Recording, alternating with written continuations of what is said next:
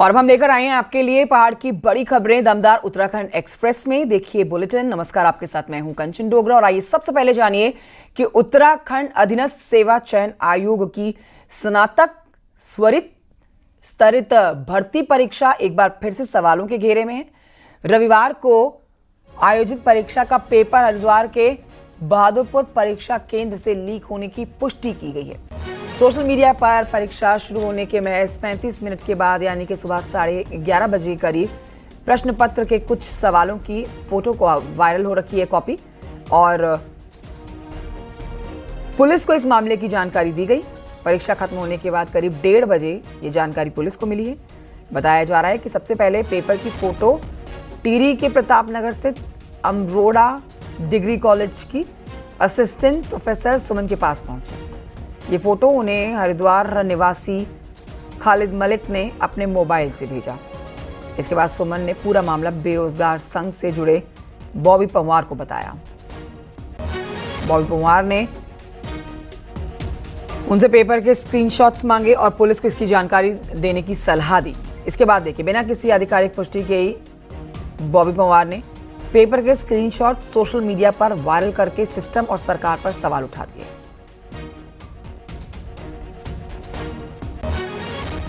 चीज़ ये हुई है कि इसको कहीं ना कहीं इस परीक्षा को मैलाइन करने के लिए, कहीं ना कहीं इस परीक्षा में इसको बदनाम करने के लिए या छात्रों में आक्रोश फैलाने के लिए कहीं ना कहीं इस चीज़ों को रोका गया कि आप पुलिस में इसकी शिकायत ना करें। सेकंड चीज़ ये हो गई कि इसके पीछे कोई संगठित गैंग होता तो ये बात इतनी आसानी से नहीं पता चलती। जैसा अभी बताया गया कि हाँ, मेरे पास नॉर्मली पूछ लिया गया इसका आंसर और मैंने उसका आंसर दे दिया। मुझे शक हुआ तो मैंने ये चीज़ें उनसे पूछी और वो चीज़ें रिकॉर्डेड है। थर्ड चीज़, इसमें जो हमारे पास अभी पूछताछ में 3-4 लोग हमने लिया है इसमें कस्टडी में। इसमें जिस लड़की द्वारा इस पेपर को भेजा गया था वो लड़की भी हमारे पास अभी पूछताछ में है। उसके द्वारा बताया गया कि उसके भाई द्वारा ऐसा कहा गया था और उसको ये नहीं पता कि क्यों कहा गया था, और उसने इस फ़ोन को मैडम का नंबर दिया गया था कि इनसे बात करके कोई आंसर जानना हो तो पूछ लेगा। तो कहीं ना कहीं ये इंडिविजुअल चेन दिखाई दे रही है कि सेंटर में कहीं ना कहीं छोटा सा जिसे कहते हैं फॉर्जरी कहेंगे, फ्रॉड कहेंगे, कि सेंटर में कोई इन्विजिलेटर था जिसने ऐसे पेपर को लिया कि किसी की मदद करने के लिए 15-20 क्वेश्चन का आंसर मिल जाए जिससे कि हम उसकी मदद कर दें। उसका भी एग्ज़ाम था लेकिन वो कह रही मेरी तबीयत खराब नहीं बैठी। उसने असिस्टेंट प्रोफेसर से बात किया, पेपर आया जिस आदमी से वो आया, उन्हें इनको भेजा। उसके बाद इसकी एक आंसर की बनी और इन लोगों ने उनको उसी नंबर पर उसको वापस कर दिया और जिसने जहाँ से दिया होगा वो उसके पास पहुँचा। तो 1 to 1 एक किसी पर्टिकुलर आदमी को फ़ायदा उठाने के लिए या उसको मदद करने के लिए प्रयास किया गया है। अभी मैंने उसे सॉल्व भी किए। फिर मुझे जैसे मैं जूम करके देख रही थी तो मुझे एक मार्कशीट दिखाई दी तो मुझे डाउट हुआ। फिर मैंने एक एप्लीकेशन लिखी कि मैं थाने जा रही हूँ। तो उसी बीच मेरी सिस्टर साथ में थी कि लेकिन ये जो बॉबी पंवार हैं ये बहुत एक्टिव रहते हैं, आप पहले इनसे डिस्कस कर लो और फिर चले जाना। तो फिर मैंने फर्स्ट टाइम मैंने बॉबी पंवार से बात की होगी। मैंने कहा आप बॉबी पंवार बोल रहे हैं कि हाँ जी। मैंने कहा कोई आज पेपर था क्या? मैंने कहा ये थोड़ा मुझे डाउट हो रहा है, ऐसे ऐसे मैंने स्क्रीनशॉट है मेरे पास। उन्होंने कहा आप भेजो मुझे। और मैंने कहा नहीं, मैं थाने जा रही हूँ कि आप चलिए यहाँ मत, थाने मत जाना और मैं अपनी तरफ से हैंडल कर लूँगा। तो ऐसा उन्होंने बोला और फिर मैंने उनसे स्क्रीनशॉट किया तो कहने लगे 4 बजे तक मैडम मैं हमसे मिलता हूँ। फिर उसी दौरान ये सब सर का फ़ोन आया मेरे पास कि ये, तो इतना ही प्रकरण हुआ है। और आइए बढ़ते हैं आगे, आपको बताते हैं काशीपुर से आती है बड़ी खबर, जहां पर अलीखां इलाके में देर रात हुए तनाव आई लव मोहब्बत के जुलूस को लेकर देखा गया है। पुलिस पर पथराव की बात भी आ रही है सामने। पुलिस की एक गाड़ी क्षतिग्रस्त हुई है। पुलिस ने कुछ लोगों को हिरासत में लिया है।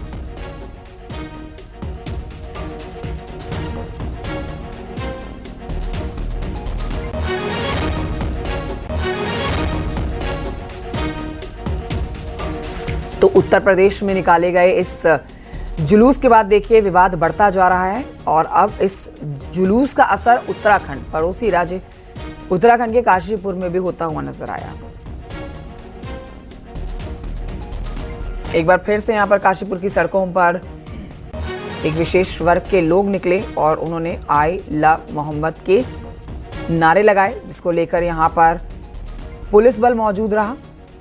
तनाव देखा गया पूरे इलाके में। ये भी जानकारी मिल रही है कि पुलिस के साथ भी यहाँ पर दुर्व्यवहार किया गया है। पुलिस की गाड़ी पर पत्थर मारे गए हैं। पुलिस इस पूरे मामले की जांच कर रही है।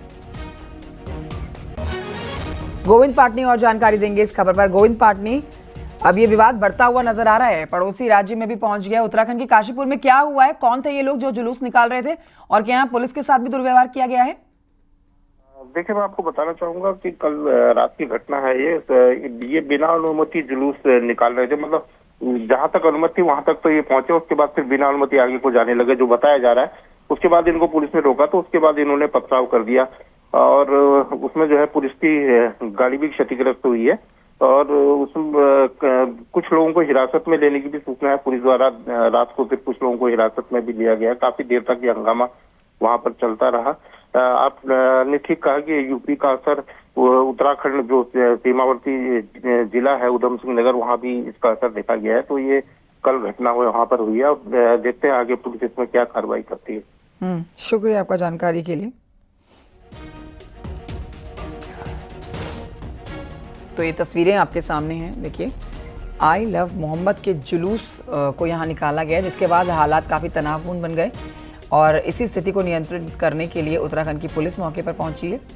पुलिस की गाड़ी को किस तरह से नुकसान पहुंचाया गया है वो भी आप इन तस्वीरों में देखेंगे। सामने का शीशा पत्थर मारकर फोड़ दिया गया है। पुलिस ने कुछ लोगों को हिरासत में लिया है, उनसे पूछताछ की जा रही है।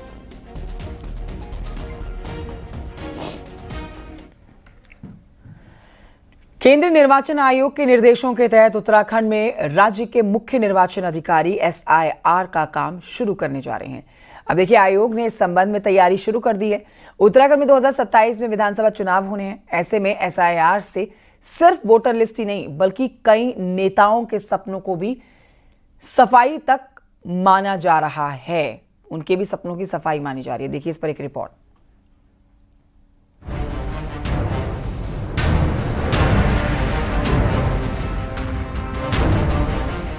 उत्तराखंड में हाल ही में हुए पंचायत चुनाव में एक याचिका में हाईकोर्ट के सामने 700 से ज़्यादा ऐसे कैंडिडेट्स की सूची पेश की गई जिनके नाम दो दो जगह की वोटर लिस्ट में दर्ज थे। सोचिए, अगर यही हाल आम वोटरों का हो तो आंकड़ा हजारों नहीं लाखों में पहुंच सकता है। उत्तराखंड सीमावर्ती राज्य है। हिमाचल, उत्तर प्रदेश और नेपाल से लगे बॉर्डर इलाके में घुसपैठ किसी से छिपी नहीं है। लिहाजा लोकल के साथ ही यहाँ बड़ी संख्या में वो लोग भी हैं जो दो दो राज्यों में वोटर हैं। ऐसे में SIR हुई तो 2027 में कई सीटों पर समीकरण बदल सकते हैं। उत्तराखंड में कुल 84 लाख वोट हैं, जिनमें अनुमानित डबल वोटर 3 से 5 लाख हैं और जो जिले सबसे ज़्यादा प्रभावित हैं उनमें उधम सिंह नगर, हरिद्वार, देहरादून और नैनीताल हैं। उत्तर प्रदेश, बिहार और अन्य क्षेत्रों के जो आसपास के क्षेत्र हैं वहाँ से तमाम लोग यहाँ पर वोटर बने हुए हैं और वो वहाँ भी वोटर हैं। वो दो जगह वोट कर रहे हैं। तो अगर एक व्यक्ति एक वोट और एक जगह वोट, इसका प्रिंसिपल अगर तय हो जाएगा तो या तो वो यूपी में ही वोट करेगा या उत्तराखंड में ही वोट करेगा। तो इससे एक तो जो वोटर का एक वोट का राइट है वो राइट सुनिश्चित हो जाएगा। एक व्यक्ति एक ही जगह वोट कर पाएगा, दो जगह चोट नहीं कर पाएगा। उत्तराखंड के चुनाव में कई सीटों पर जीत का अंतर 500 से भी कम होता है। अगर SIR में एक सीट पर 5 से 10 हज़ार वोट भी हटते हैं तो ये सत्ता का गणित बदल सकते हैं। 2022 में उत्तराखंड की 12 सीटें ऐसी थी जहां जीत का अंतर 1000 से भी कम था। ऐसे में अगर SIR के जरिए डुप्लीकेट वोटर्स हटा दिए जाएं तो चुनावी नतीजे किस करवट बैठेंगे, ये अभी से कई नेताओं को बेचैन कर रहा है। वोटर्स मतदाता सूचियां तैयार हुई हैं। इसमें मैं तो अब कांग्रेस के लोगों से भी कह रहा हूं कि वो ठीक है कि हम उन पे चिल्लाएंगे, वोट चोरी, गद्दी छोड़, ये सब ठीक है, लेकिन अब हमें सचेत रहने की आवश्यकता है। हम हर पोलिंग बूथ पर अपने जो कांग्रेस का वोटर है उसके नाम तो नहीं कट रहे हैं। कोई एक्स्ट्रा हमारे पोलिंग बूथ पर कोई बाहर के लोगों के नाम तो नहीं जुड़ रहे हैं। यह हमको चेक करने की आवश्यकता है। उत्तराखंड ऐसा राज्य है जहां हिमाचल, यूपी और नेपाल से आए लाखों लोग रहते हैं। कई लोगों के पास तो दो दो वोटर ID हैं। SIR का मकसद ऐसे वोटरों की पहचान करना है जो दो दो जगह लोकतंत्र की चाबी थामे बैठा है। लिहाजा 2027 में कौन उम्मीदवार मैदान में होगा ये तो बाद में तय होगा, लेकिन कौन वोट देगा ये अभी से तय होने जा रहा है। न्यूज़ 18 के लिए देहरादून से सुनील नप्रभात की रिपोर्ट।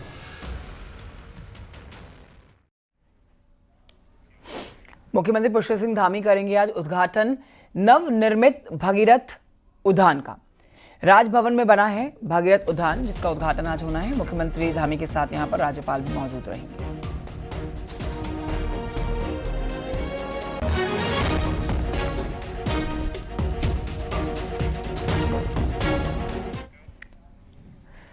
उधर देश भर में आज से जीएसटी की नई दरें लागू हो चुकी हैं। तेल, साबुन से लेकर दवाइयां, टीवी, एसी, फ्रिज से लेकर गाड़ियों तक सब कुछ सस्ता मिलने जा रहा है। रसोई में इस्तेमाल के सामान से लेकर इलेक्ट्रॉनिक्स सामान, दवाइयां, बिजली के उपकरण से लेकर गाड़ियां तक सब कुछ लगभग सस्ता हुआ है।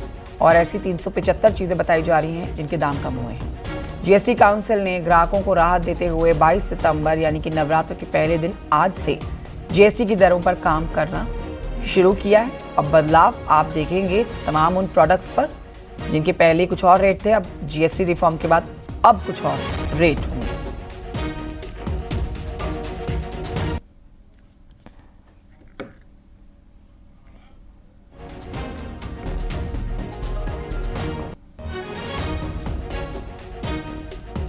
मुख्य रूप से अब सिर्फ 5% और 18% के ही टैक्स स्लैब रहेंगे। इसका मतलब है रोजमर्रा के इस्तेमाल की ज्यादातर चीजें और सस्ती हो जाएगी। खाने पीने का सामान, दवाइयां, साबुन, ब्रश, पेस्ट, स्वास्थ्य और जीवन बीमा, ऐसे अनेकों सामान, अनेकों सेवाएं या तो टैक्स फ्री होगी या फिर केवल 5% टैक्स देना होगा। जिन सामानों पर पहले 12% टैक्स लगा करता था, उसमें से 99% यानी करीब करीब 100 के निकट 99% चीजें अब 5% टैक्स के दायरे में आ गई है।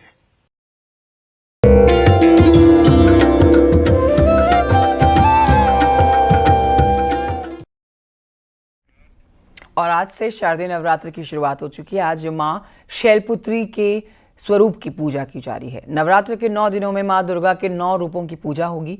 पूजा अर्चना के साथ आप मंदिरों में भक्तों की भीड़ देखेंगे। शारदीय नवरात्र की शुरुआत में कलश स्थापना होगी।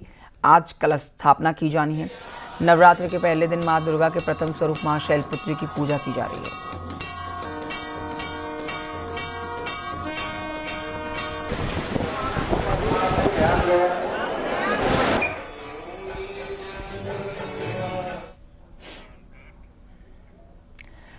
उधर अल्मोड़ा के ऐतिहासिक पटाल बाजार का मूल स्वरूप में लाने के साथ ही यहां पर मल्ला महल और रानी महल आने वाले पर्यटकों के लिए भी खूबसूरत इसे बनाया जा रहा है। देखिए इस पर यह रिपोर्ट।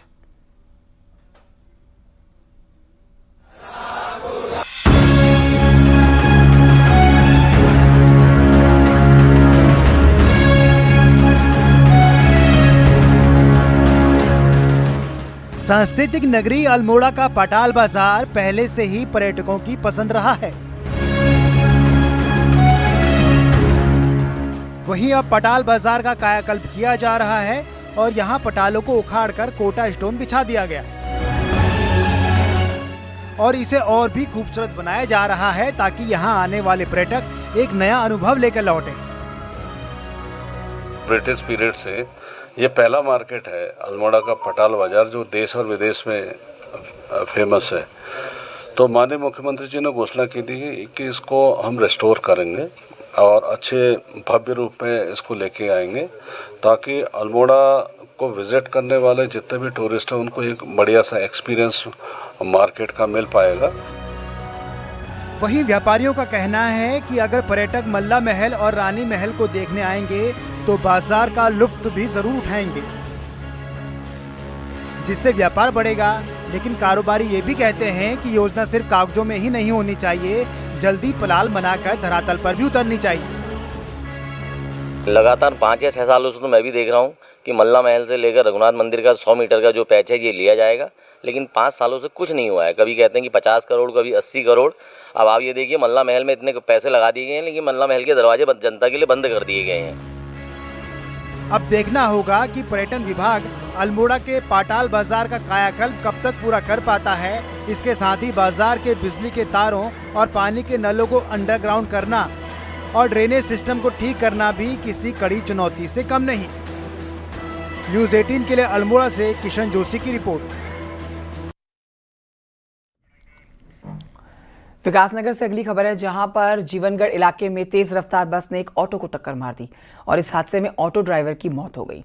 लोगों का कहना है कि ओवरटेक करने के चक्कर में तेज रफ्तार बस ने ऑटो को टक्कर मारी। तस्वीरें भी आप देख सकते हैं। इस भीषण हादसे में ऑटो ड्राइवर की मौत हो गई है और पुलिस ने बस ड्राइवर को गिरफ्तार कर लिया है।